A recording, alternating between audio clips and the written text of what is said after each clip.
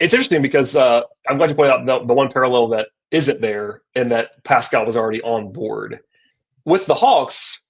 And they all said this after the fact. They didn't know it right away, but they got a little bit high on their own supply. You mentioned earlier, like they arrived a little bit early. That was a young team.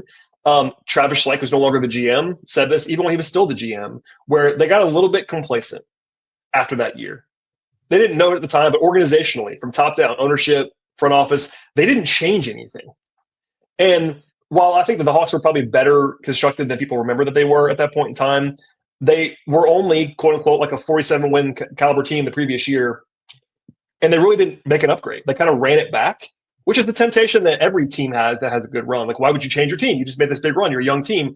But the Hawks just weren't good enough to do that and not have any wear and tear or decline.